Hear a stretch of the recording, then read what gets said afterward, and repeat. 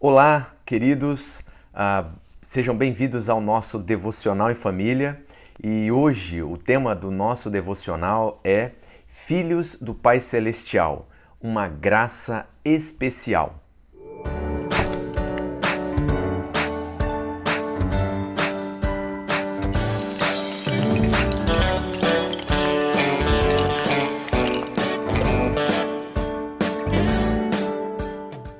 Muito bem, o texto que nós vamos usar para a nossa meditação e para a nossa reflexão, ele se encontra lá em Gálatas, no capítulo 4, versículos 6 e 7. Vou ler com você. Diz assim a palavra de Deus: E, porque vocês são filhos, Deus enviou o Espírito de seu Filho ao coração de vocês, e ele clama, Abba, Pai.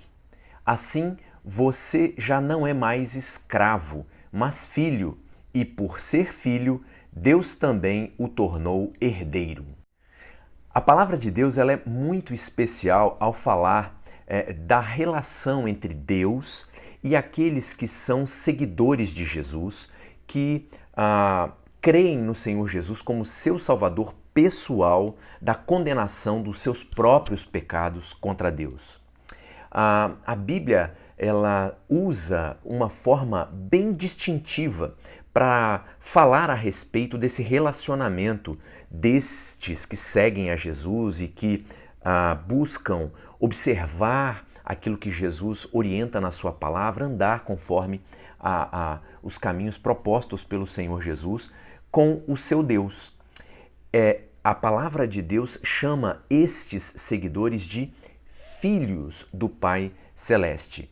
Como nós vimos no texto que a gente leu em Gálatas, o apóstolo Paulo afirma que estes que se tornaram seguidores de Jesus, que creram no Senhor Jesus como seu Salvador e Senhor, o próprio Deus colocou no coração deles o Espírito do seu Filho amado, do Senhor Jesus Cristo, o Espírito Santo.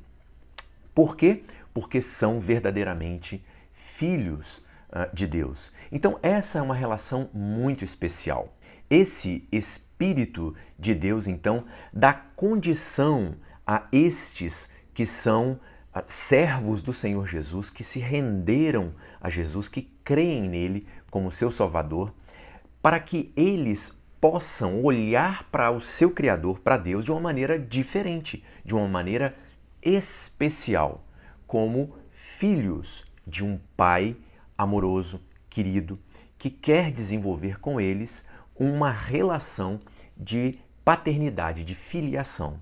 Então, a estes, a Bíblia incentiva a que se acheguem a Deus com intimidade, intimidade de pai com filho, para questionar, para perguntar, para pedir, para, em resumo, compartilhar a vida com esse Pai amoroso, que está disposto em toda a riqueza da sua sabedoria mostrar e propor um caminho sobremodo melhor do que aquele que a gente mesmo pode traçar para a nossa própria vida.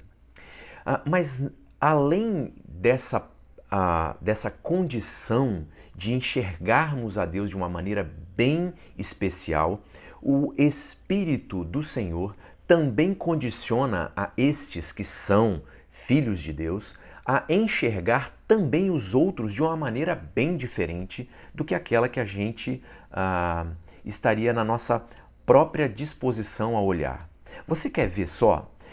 Olha o que o Senhor Jesus Cristo diz em Mateus capítulo 5, versículos 44 e 45.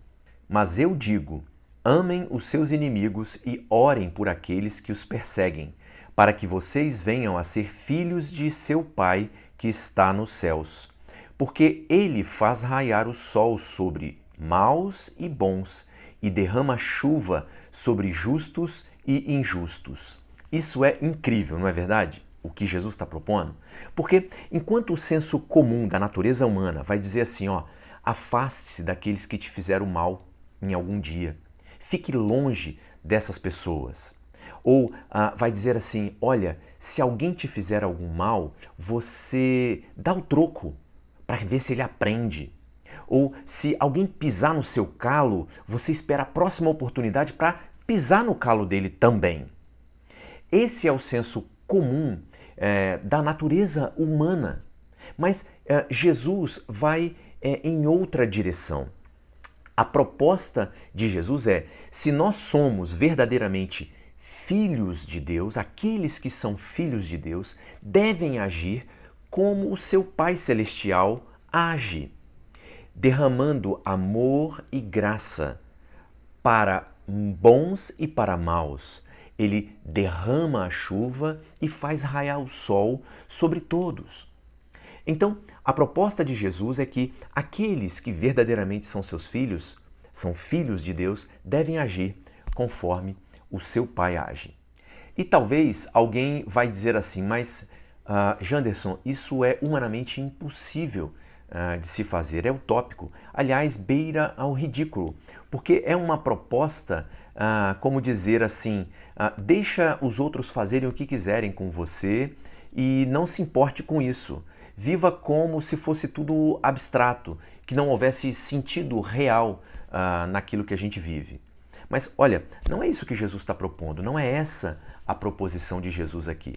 É bem diferente. O que Jesus está propondo é que aqueles que são filhos de Deus não devem agir conforme a sua justiça própria e imediatista, ou com a sua própria força contra os seus agressores ou perseguidores, mas devem agir conforme a semelhança do seu Pai Celestial, que derrama o seu amor e a sua bonança sobre bons e sobre maus. Esse tipo de postura, ela é uma postura daquele que reconhece que tem a mesma raiz de maldade que o seu agressor, que o seu perseguidor tem e está demonstrando.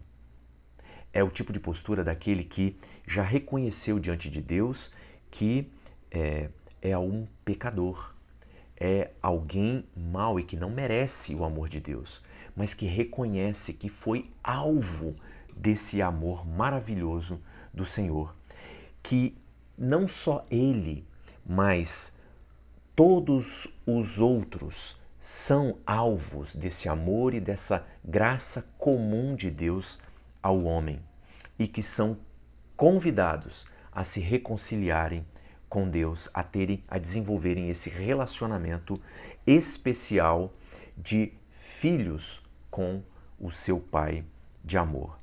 Bem, mas como agir assim?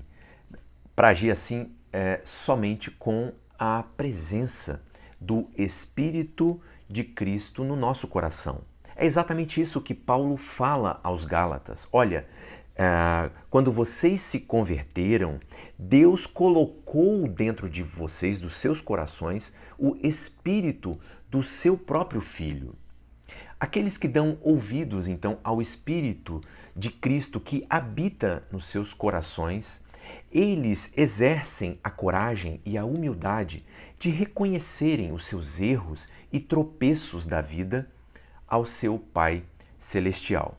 E então desenvolvem relacionamento franco, sincero com o seu Pai e também com o seu próximo. Olha o que o Senhor Jesus Cristo diz em Lucas capítulo 15. Observa qual é a forma como o Pai ele espera que seus filhos se acheguem a ele. O filho lhe disse: Pai, pequei contra o céu e contra ti. Não sou mais digno de ser chamado teu filho. Mas o pai disse aos seus servos: Depressa, tragam a melhor roupa e vistam nele, coloquem um anel em seu dedo e calçados em seus pés. Olhem só, para ouvir essas belas palavras de aceitação do seu pai, de afeto, de carinho, de trazer esse filho novamente ao seio da família e reafirmar a identidade que ele tinha como filho amado e querido, foi necessário que esse filho ele reconhecesse os seus erros, se dispusesse a voltar-se para o seu pai, arrepender-se dos seus pecados e confessar isso tudo diante dele. É muito interessante que todos querem ouvir de Deus: você é meu filho querido, vem para cá, participe comigo da minha família, eu amo você.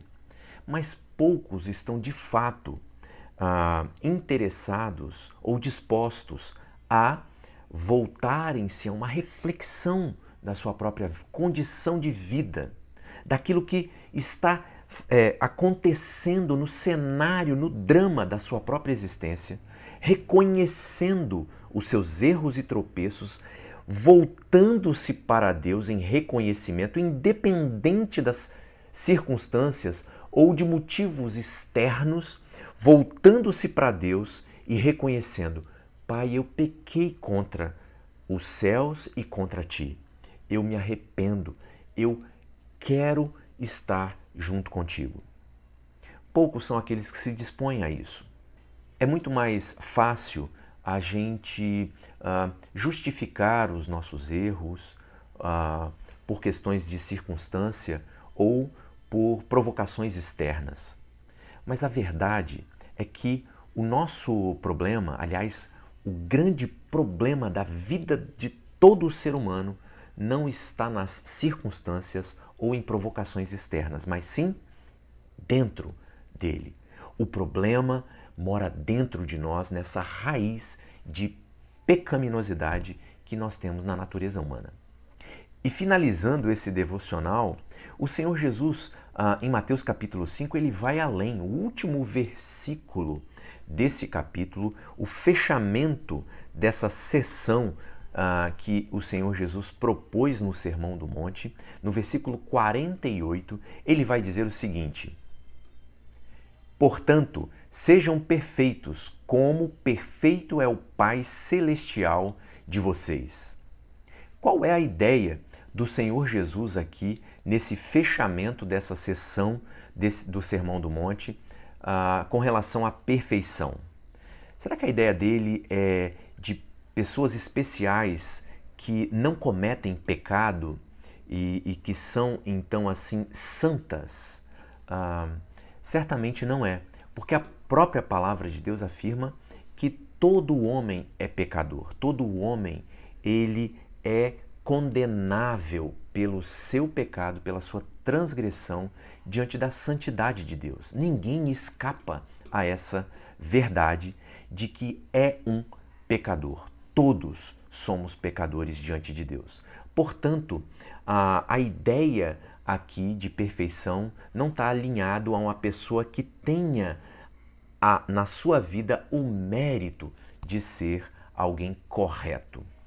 Então, olhando para os ensinos do Senhor Jesus no próprio Sermão do Monte ou nos Evangelhos, ampliando essa visão, e no Novo Testamento como um todo, nós vamos observar que é necessário que uma pessoa, para ser perfeita aos olhos de Deus, ela seja declarada perfeita, seja declarada justa, ela seja enxergada por Deus uma pessoa justa. E como isso é possível diante de Deus?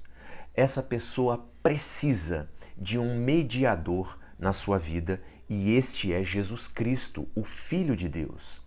Todo aquele que crê em Jesus como seu Senhor e Salvador pessoal, que faz e torna Cristo o seu mediador, que recebe a justiça de Deus por meio do seu Filho, é então por Deus visto como justo de Deus, santo de Deus, perfeito de Deus. É muito interessante a gente observar, e eu queria terminar então esse devocional lendo o último versículo que se encontra numa carta de João, a primeira carta de João, no capítulo 2.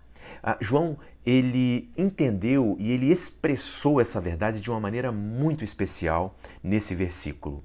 Meus filhinhos, escrevo a vocês essas coisas para que vocês não pequem. Se, porém, alguém pecar, temos um intercessor junto ao Pai, Jesus Cristo, o justo. Assim como diz então o apóstolo João, o Senhor Jesus é o nosso mediador. É o meio pelo qual o Senhor Deus pode, então, nos ofertar o seu amor de forma justa, porque Jesus levou sobre si a condenação dos nossos pecados. Portanto, Deus pode nos olhar por meio de Jesus como santos, perfeitos e inculpáveis, porque o justo de Deus levou sobre si as nossas culpas, o nosso pecado. Por isso, o convite de Deus é maravilhoso, para que nós nos acheguemos a Ele como um pai, como um verdadeiro pai amoroso que quer ter os seus filhos junto consigo, que desenvolva um relacionamento familiar e que esse relacionamento seja manifesto e expresso também na relação com os outros ao nosso redor. Que Deus abençoe a sua palavra no seu coração e que você possa refletir nesse devocional para a sua edificação. Deus te abençoe.